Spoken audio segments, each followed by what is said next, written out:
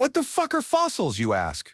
Get ready for some hardcore biology, because fossils aren't just some dusty old rocks. Hell no, they're the goddamn preserved remains or traces of ancient life, like plants, animals, and even tiny-ass microorganisms that lived millions of years ago. Fossils are basically nature's way of saying, hey dumbass, this shit happened way before you. When a critter kicks the bucket and gets buried quickly under mud or sand, its soft fleshy bits rot away, but the hard parts like bones, teeth, and shells get a badass makeover. Over millions of years, minerals replace the organic stuff, turning those remains into stone. That whole process is called petrification, which sounds fancy, but it's just nature's hardcore version of a makeover. Sometimes, if the conditions are just right, you get impressions or molds, like a shadow cast on the rock, showing the shape of leaves, skin, or footprints. Yeah, fossilized footprints, shit. Even the ancient poop coprolites, sometimes fossilizes, talk about nature keeping its charming details. Now, why do fossils matter?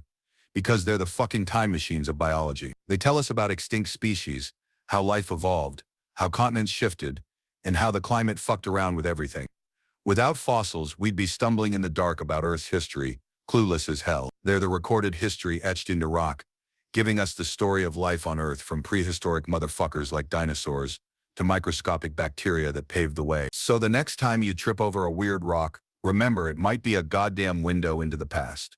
A badass story of life that's older than your great-great-grandparents times a billion. Fossils, you magnificent, stony motherfuckers, they rock.